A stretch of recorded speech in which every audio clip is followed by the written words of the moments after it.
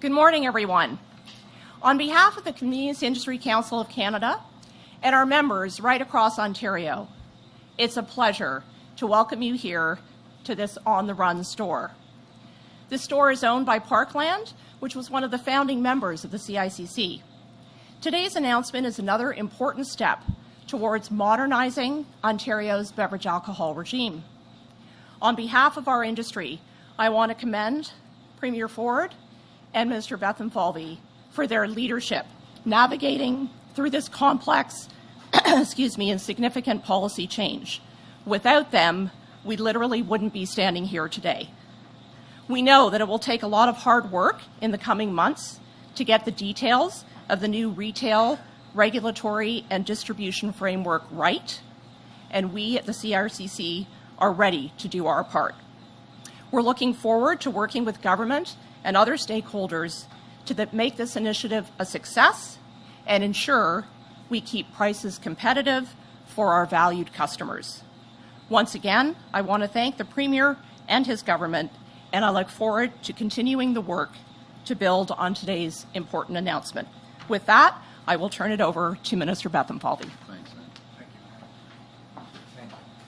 Well, thank you very much, Anne, for that introduction, that very kind introduction, and it's a pleasure again to be here alongside Premier Ford. We seem to do this quite a lot, Premier, to share an update about where we have that moving Ontario forward and an announcement that we are absolutely thrilled about, especially as we head into the summer season.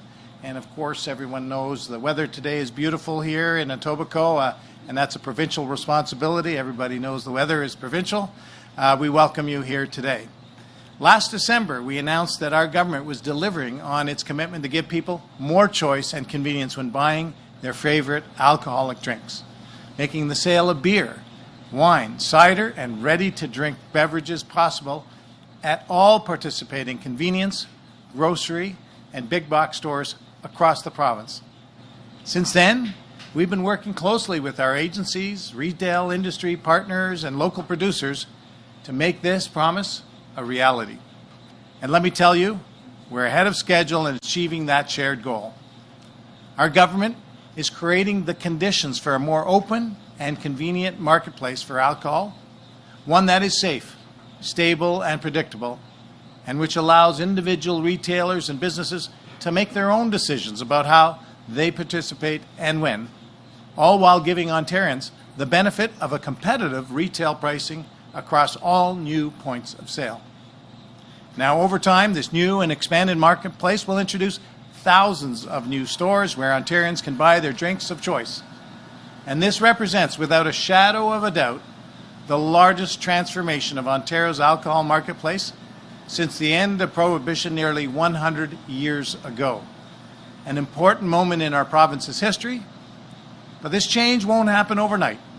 In the months ahead, we will continue to work with partners, producers, and other stakeholders on their role in this new marketplace. Folks, this is an exciting new step, and one that I'm very proud to be part of, and one that we all look forward to delivering as we continue to be a government that treats Ontarians like adults and gives them choice and convenience they deserve. And now it is my distinct honor and privilege, as I will turn things over to the Honourable Doug Ford, Premier of Ontario, for today's big announcement. Thank you, everyone.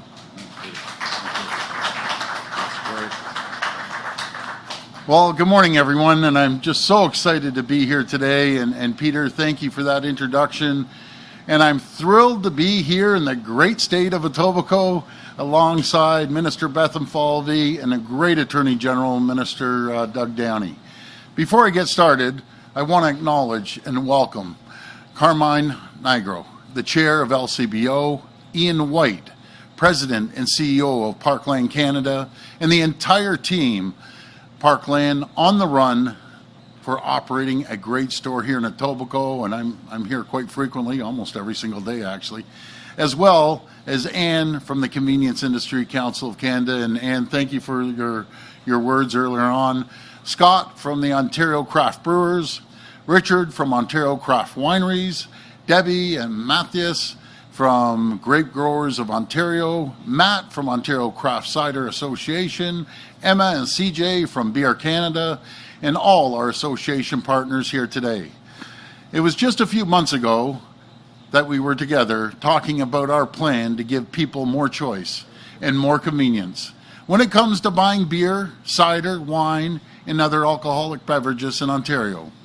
The response from the public, from stakeholders, from small businesses has been absolutely overwhelmingly positive. People are excited they're going to enjoy the same choice and convenience as other Canadians and other people right across the world.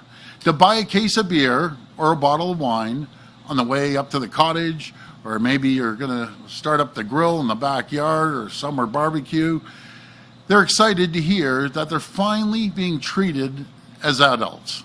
And today, I'm thrilled to announce that we're not only keeping our promise and delivering on our plan, we're getting it done faster. In fact, we're getting it done starting this summer. Beginning August the 1st, people will be able to buy ready-to-drink alcoholic beverages like coolers and seltzers at grocery stores that currently sell wine or beer.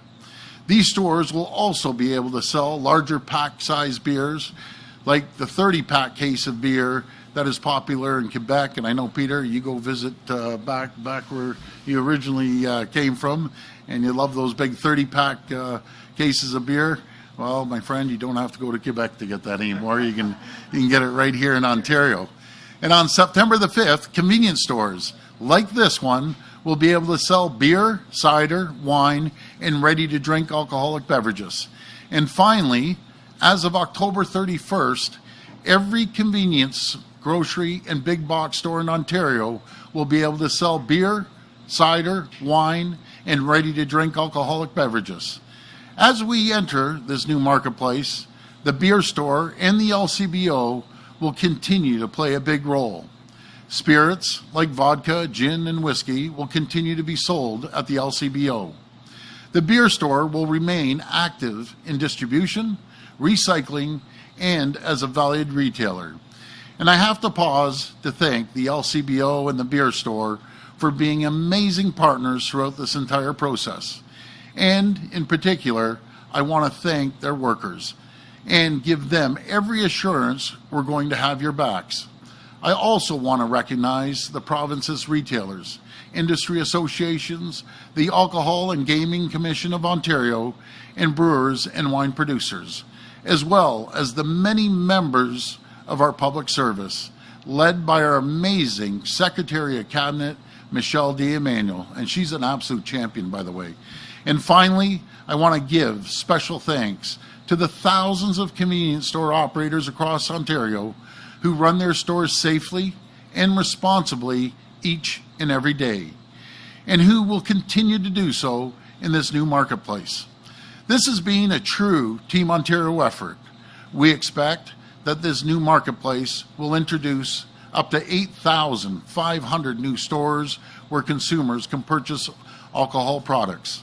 I want to be clear, the government is creating the conditions for a more open and convenient marketplace. It will be up to the individual retailers and businesses to make their own decisions about how they participate and when.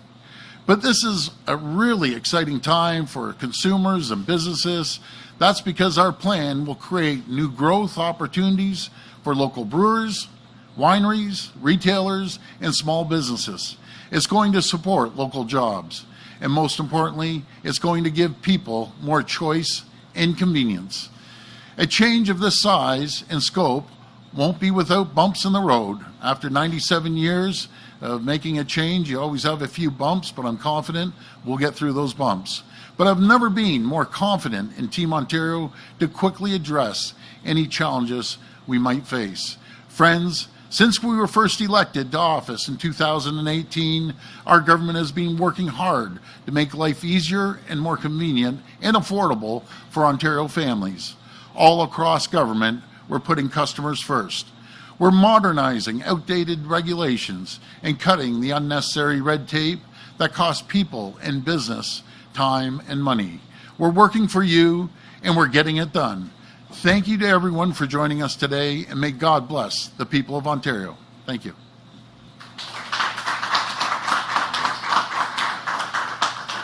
We'll now go to reporters' questions. Please identify yourselves by name and outlet. It'll be one question and one follow-up. First question. Morning, Premier Richard Southern with 680 News Radio. How are you? I'm doing good, Richard. Good. I'm sure there are Ontarians wondering why they are on the hook for urgency here. My question is, why is $225 million taxpayer dollars going to the beer store simply to speed this up a year and a half? What is the rush, Premier? Well, let's be very clear. It was a promise that we made 2018, and we're moving forward with it. But it's not going directly to the beer stores. Where it's going is to make sure that we protect the beer store employees, to make sure they know they're going to be taken care of. We're going to audit every single penny to make sure it's going in the right place. So it's not going into the big breweries' pockets or anything like that. It's going to the frontline people and who we support to make sure the transition as we go through over the next few years, the beer store plays a critical role in recycling and distribution. And we're going to make sure we protect the employees. Okay, it's my understanding this is money that wouldn't have had to have been paid if this started in 2026. But my follow-up, sir, the LCBO is going to offer rebates for a certain amount of time, a discount on the wholesale price of alcohol. Can you tell Ontarians exactly how much money this is going to cost the LCBO, and why is any of this a good use of taxpayer dollars? Well, Richard, you may not think it's good news after having a monopoly of 97 years, almost 100 years, only jurisdiction in the entire world. You can't walk into a grocery store, a retail, a convenience store, and pick up a case of beer or wine. We're bringing it, we're moving it forward. The monopoly with the three big breweries, they're done, they're gone. We're going to make sure it's convenient for people and be treated like everyone else in the country. Be treated like everyone else down in the U.S., North America, everywhere. You can walk into a store and pick up a can of beer, a case of beer, a bottle of wine, ready to drink. And that's why we're doing it. We're keeping our promise, and we're going to move forward on this. And it's overwhelmingly popular. Overwhelmingly. I've never seen numbers this high before. Morning, Premier. Hi. Liam Casey with the Canadian Press.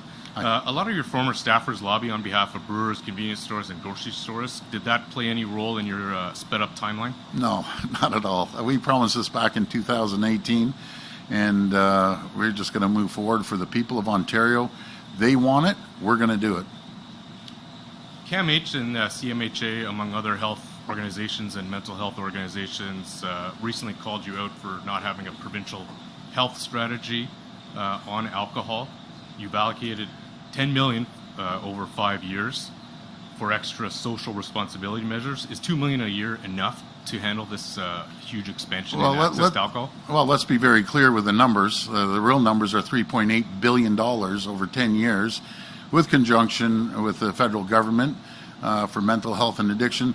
No government's ever had a minister of mental health and addiction, and Michael Tabolo is doing an incredible job.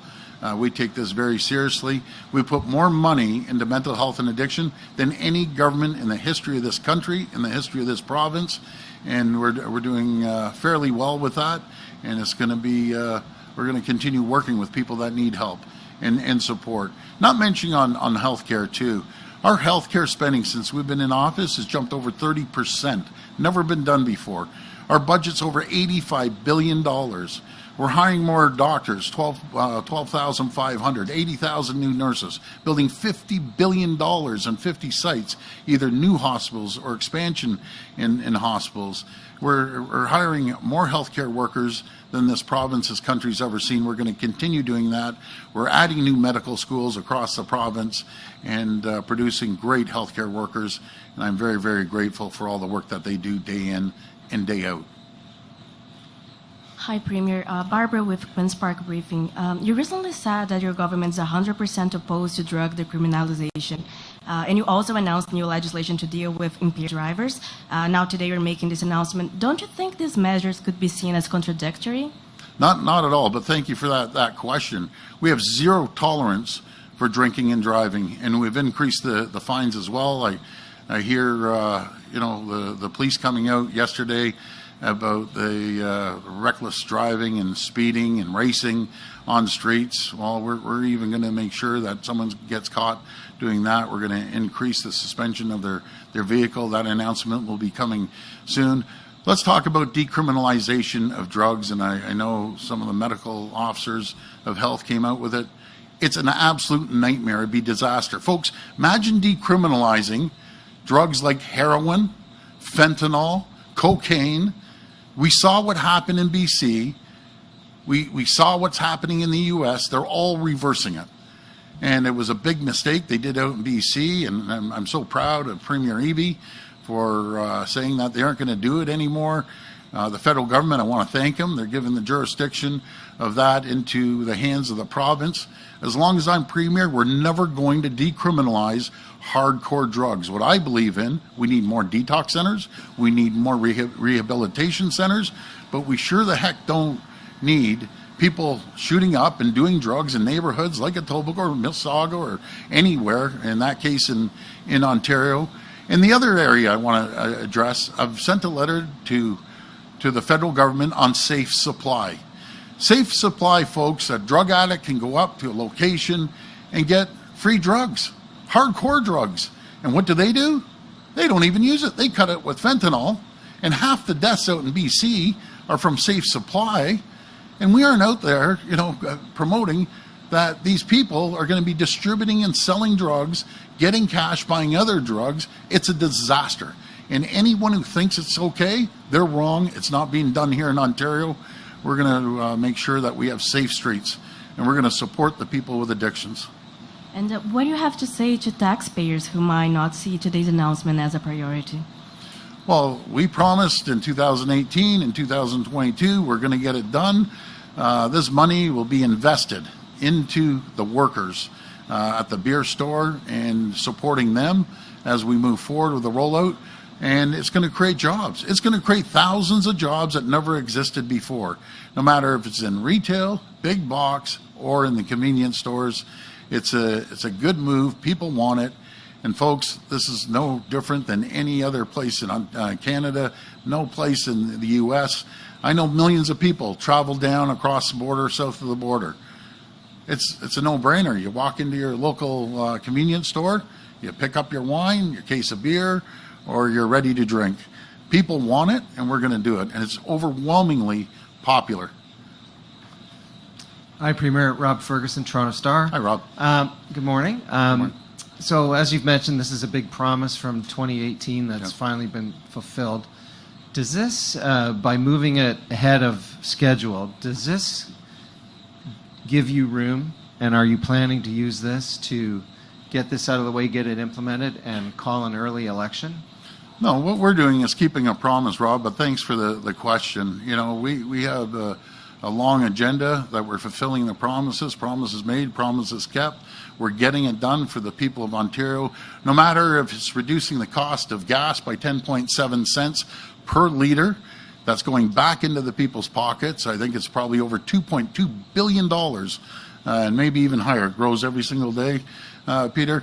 Every single day, it's putting money into people's pockets. It's like getting rid of the sticker on the back of the vehicles, or getting rid of the registration, or cutting the tolls on the 412 or 418, or having people that ride transit the one fare that saves up to $1,600 every single year. And I think that's a low figure, that they can hop on a GO train up in Doug Downey's area in Barrie on one fare, go to Union Station, hop off Union Station, go out to Mississauga, all on one fare.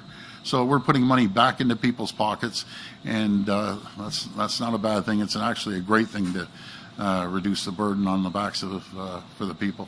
So are you committing then to sticking with the June 2026 election schedule? You're going to stick to that date? We're going to make sure that we fulfill our agenda and our promises that we made, making sure we save taxpayers money, reducing the cost of doing business by $8 billion each and every year. That's where we're seeing just a tremendous response when it comes to the $43 billion of EV that's been invested, or $20 billion in the tech sector, or in the life sciences, another $3 billion. Right now, we're blessed. We're going on all cylinders. for the people of Ontario. And when I talk to consul generals and ambassadors and leaders of countries and governors from the U.S., they're in awe. They're in shock. When Bloomberg News comes out and says Canada, which should say Ontario, is now knocked off China as the #1 location for EV assembly, EV battery manufacturing, right here in Ontario, we're the only jurisdiction in the world. Think of that. The only jurisdiction in the world that have 6 of the largest auto manufacturers coming here and part manufacturers. And my good friend, our colleague, Vic Fideli, he's traveling the world once again. He's over in Japan and Korea, attracting more businesses coming here to Ontario. We are so blessed, I'll tell you. And reason being, we're the smartest and brightest people anywhere in the world, and the talent's here, and that's why people are opening up shop at unprecedented speed, and the dollar figures too. Good morning, Premier. Colin DeMello with Global News. Hey, Colin. Hey, you know your brother Dan Raj there? that son of a gun called me at 5:30 in the morning. Not me. 5, and I was up, and I thought, I'm not going to answer it. But, buddy, you're getting a call at 3 o'clock in the morning. Sorry, I just had to tell that side note. That means you're going on Canada tonight, right? Yeah, exactly. Premier, you just a moment ago said that you have zero tolerance when it comes to drinking and driving. Yes. During the pandemic, your government introduced a policy that gave impaired drivers the option to downgrade their charges to careless driving in non-serious cases. And we've been told that this was applied thousands of times since 2021. That policy remains in effect, so Crown prosecutors can still offer these downgraded charges to careless driving to drivers. Why are they still being offered if in impaired cases if you have a zero tolerance policy, and do you agree with it? Yeah, good point. I'm going to hand it over to the Attorney General. Thanks, Colin. That was a policy, and it's not for the drivers to downgrade, as you say. It was for the prosecutors to have the option to make sure that the most important cases are being reached through backlog in the courts. And so we have put that mandate in place in cooperation with our partners, being Mad Canada and the police services around Ontario. We're re-engaging that discussion because we're still dealing with the after effects of COVID as it relates to the courts. And I'll be talking to the Police Association of Ontario as early as next week. So it's a live discussion, and we'll keep you up to date. Thank you. And on another topic, Premier, last year, Ontario's Auditor General identified issues with staff in your government using private email addresses for government business. What is your view of government employees using private email addresses to conduct government business? Well, they shouldn't, plain and simple. They should be using government-issued emails, as simple as that, and we'll make sure we enforce that. Hi, Premier. Siobhan Morris from CTV Siobhan. News. You talked about the campaign promises you made in 2018 around alcohol sales. One of the promises you made then was also to end hallway health care. At this moment, we know that hospitals are overloaded. Some are closing because they don't have enough staff or finances to keep going. Millions of Ontarians don't have a family doctor. Cities like Toronto are dealing with crumbling infrastructure, saying they don't have enough funds. I'm wondering, as Premier, looking at those list of priorities, how is paying $225 million to accelerate alcohol sales the place that money should go? Well, thank you for that, and I'll just rattle off a few things. When it comes to patient and family docs, we have the lowest in the entire country. Is it good enough? No, it's not good enough. So we're going to do continuous improvement on that. No one's invested more into healthcare than we have, over $30 billion since we've taken office. We've made massive gains. We have the lowest percentage when it comes to wait times. If you have a backlog surgery and getting into the hospitals, again, not acceptable, but we're the lowest in the entire country. We've hired over 12,500 doctors. As they were cutting, the previous government, the provincial Liberals were cutting seats in universities. We've added seats, hundreds and hundreds of seats in universities. We're opening three medical schools. You just heard from York. You've heard of Brampton. We've added seats out at U of T and up north. We've hired over 80,000, registered over 80,000 nurses. There's 30,000 nurses in colleges and universities that are ready to come into the healthcare sector and work. We are doing everything we can. We're modernizing areas right across the province. And the announcement of, I think it was about $545 million, Sylvia Jones mentioned about the health teams in jurisdictions around the province, connecting over 600,000 people to family docs. So, we're going to continue to improve, continue to invest. But man, have we come a long way in the healthcare sector. And I encourage any of you, call a CEO of any hospital in this province and ask them, is it better now than it was 6 years ago? There isn't one CEO that I've ever talked to that said it's not a little better, it's 10 times better. Talk to the folks at Sunnybrook, talk to UHN, talk to Humber River, talk to Trillium that we're building a $12 billion project down there. The list goes on and on and on. It's night and day what we've done to our healthcare system, but is it good enough? It's not good enough. We need to continue investing and supporting. I want to try this one more time about Okay. the election date. Yes, Are sure. you committed to June 2026, or should Ontarians be preparing for something maybe sooner? Well, we're committed to getting our agenda through and making sure that we continue to create new opportunities and new jobs. When we took office in 2018, there was 300,000 people. Their jobs were chased out of this province.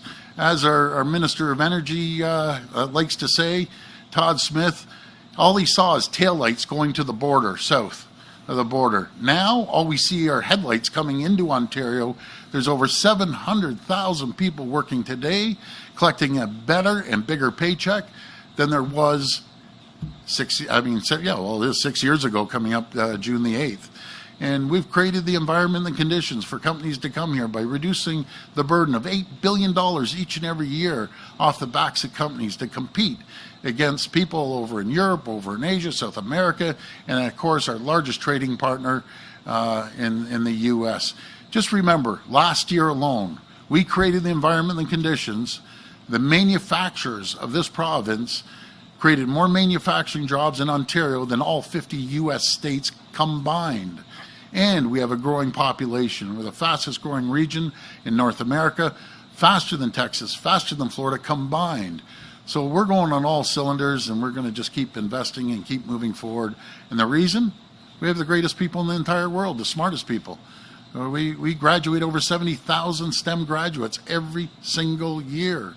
The quality of life here is second to none. There's no better place to live, raise a family, work at a company, start a company than here in Ontario. Hi there, Lorenda Redekop with CBC. Hi, Lorenda. I wanted to clarify from an earlier question. By allowing the grocery and convenience stores to sell for a cheaper price than the LCBO, how much revenue will the LCBO be losing out on? Well, I'm going to pass this to the finance minister, but that's going to be the discretion of the convenience stores, right? Or the big box stores. We aren't going to dictate to them what they sell, their beer or their wine. No different than a loaf of bread. That's going to be up to them. But I'll pass it over to the Minister of Finance. Yeah. Thank you, Premier, and thank you for the question. This is a great opportunity as well for the LCBO, because the LCBO will be now the wholesaler right across Ontario. So that's a big business opportunity as well. The LCBO will have the opportunity now sell larger pack sizes, the 2-4s and the pack of 30 that the Premier mentioned that people like to pick up when they go to the liquor store right across the world. You can do that. So now you're going to be able to do that in Ontario. So there's opportunity for the LCBO. And what's important is as we manage this transition, this is a big transition. Think about this. One big part of this is the 10-year monopoly beer store agreement that the previous Liberal government signed. We've had to deal with that. We've had to deal with a situation that for 97 years, since Prohibition ended in 1927, to now modernize that framework moving forward. One thing that'll be absolutely certain that you'll get from the Premier and from me and our whole team is that we will work with all stakeholders to minimize the disruption as this transformational change takes place that really provides so much more convenience and choice and competition. You mentioned, Premier, as an adult of age, I could buy wine and beer in the dépanneur. in Quebec. So this is providing that same opportunity, and I'm very proud to be part of that as we work together with a lot of stakeholders, with workers, with the convenience stores, grocers, big box stores, and modernizing our alcohol system in Ontario.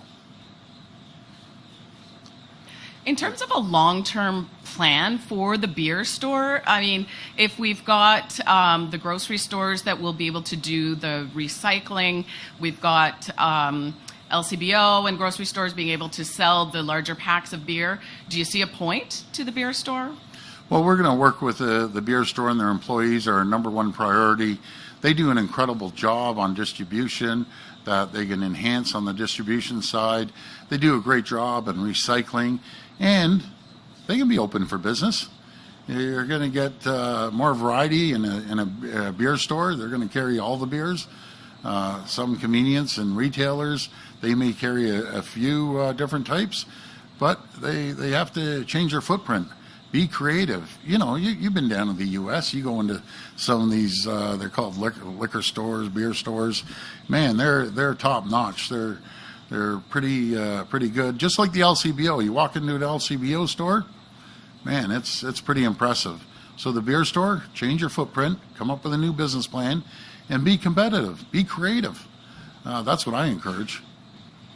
Hi, Premier Jeff Gray, Globe and Mail. I wondered if you could address what I think some conservatives who are concerned about your government spending will say, which is that you're giving $225 million to a operation run by two of the biggest companies, beverage companies in the world, and you have a $9.8 billion deficit. Well, that's a totally inaccurate statement. We aren't giving them to the Molsons of the world or the Labatts that they put the money in their pocket and say, see you later. So that's not accurate. What we're doing, we're supporting the frontline workers at the beer store and supporting them.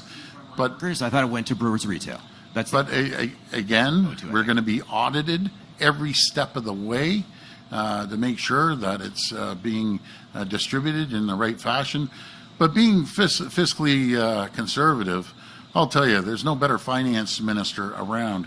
I talked to folks in New York, and they said your finance minister is absolutely genius compared to any other finance ministers that we've ever dealt with down there. He went out and bought 30-year bonds at 2%, saving hundreds and hundreds of probably billions of dollars. And I'm fortunate to have one of the brightest minds in the entire country as our finance minister, but I'll hand it over to you, Peter. Oh, I don't know if I can top that compliment. Thank you, Premier.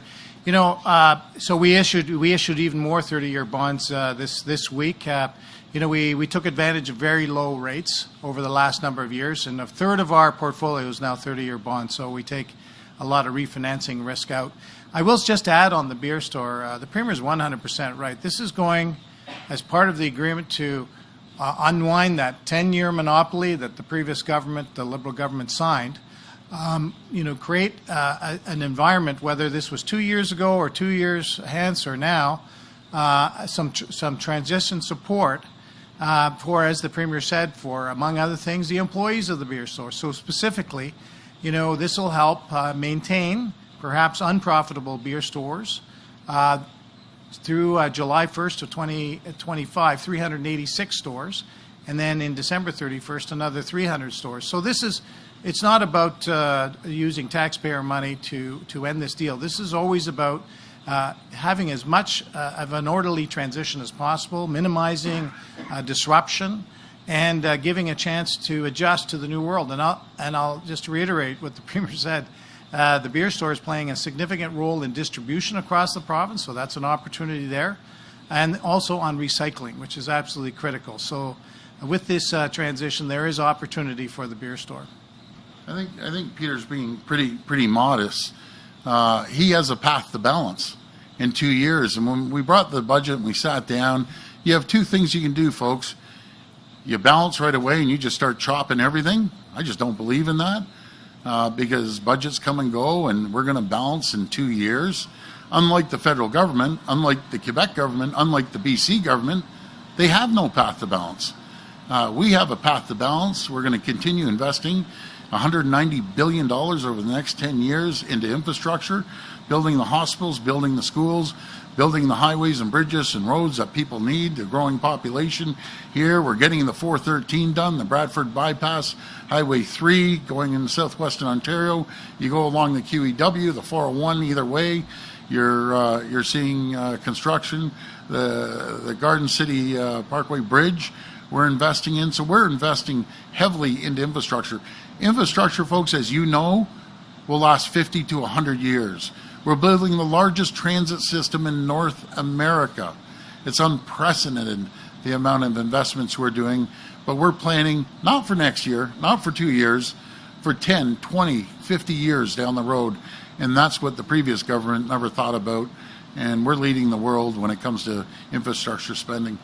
Premier, follow-up, that actually leads into my next question, because it does sound like there's an election already underway, the way you're talking this morning. You've twice declined to rule out calling an early election. Can you talk a bit about why you're keeping your options open? Do you see an opportunity? The Liberals leader, the new Liberal leader, is not established yet. You've had some attack ads that have been a success against her. Is this a timing thing? You want to keep your options open when they're weak?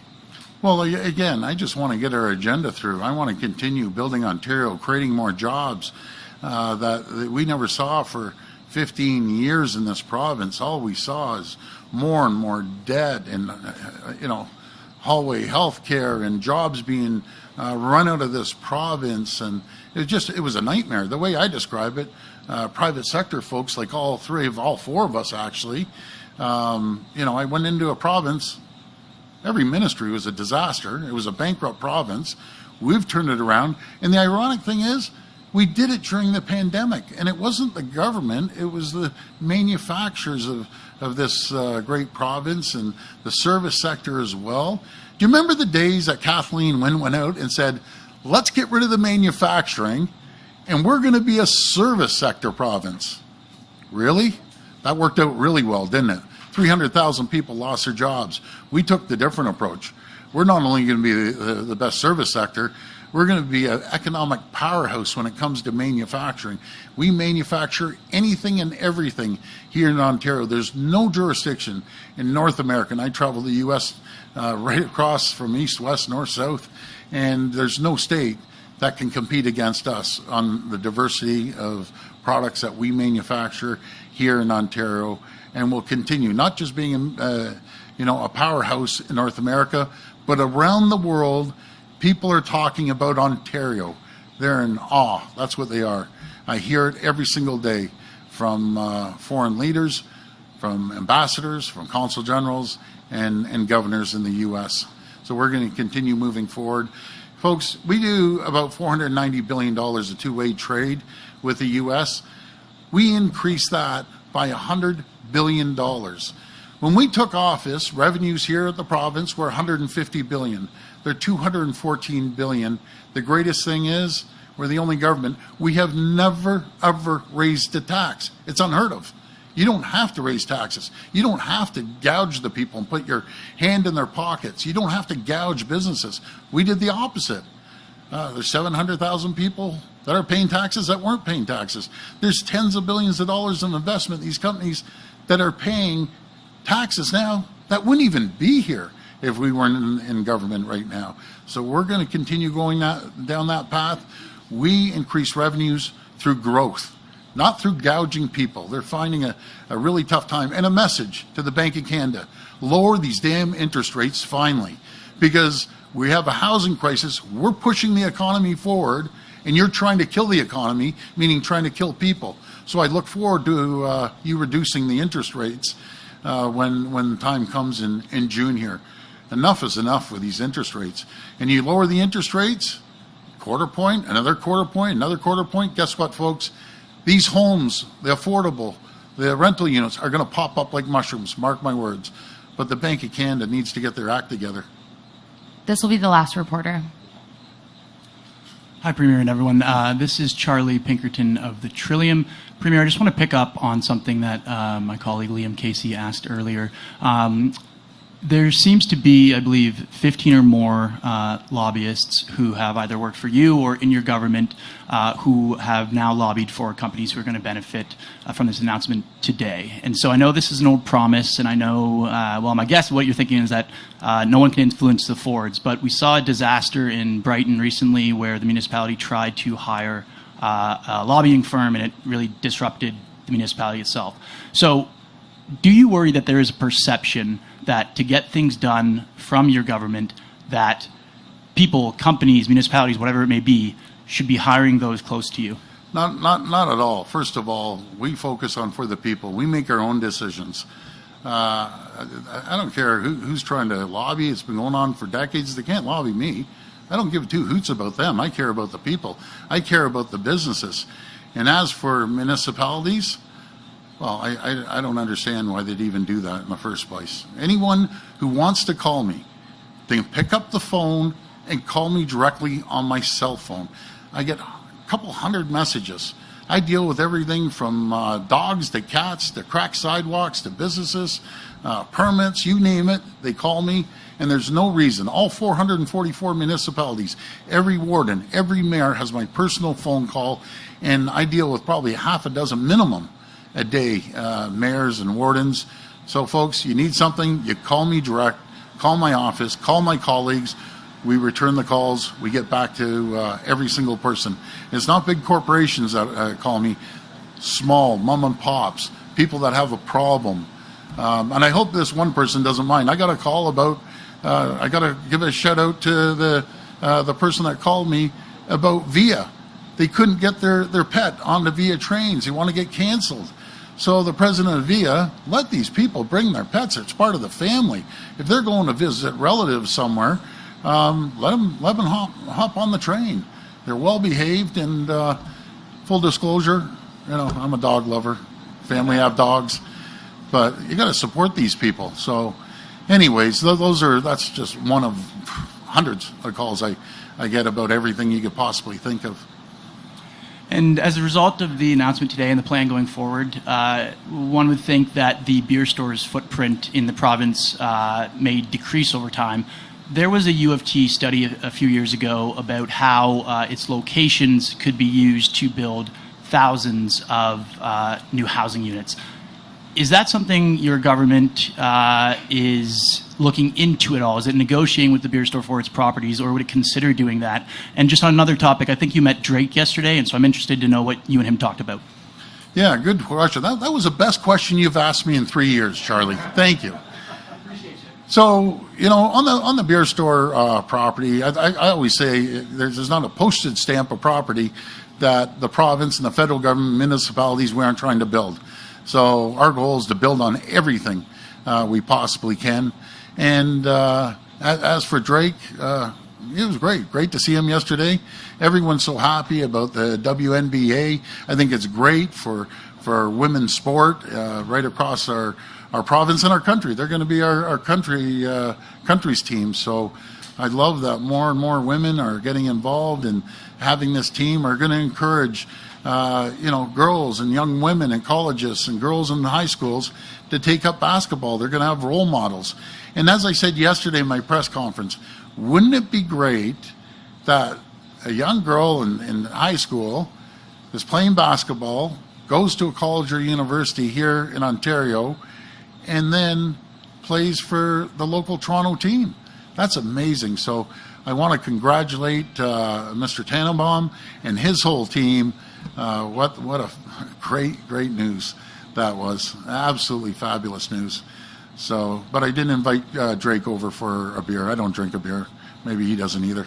But anyways, good to see him. Thanks, everyone. That's it. Thank you, everyone. God bless you. And we look forward to going into a convenience store, a big box store, a retailer, pick up a pack of beer, ready to drink or wine for the summer. Thank you, and God bless you. Thank you.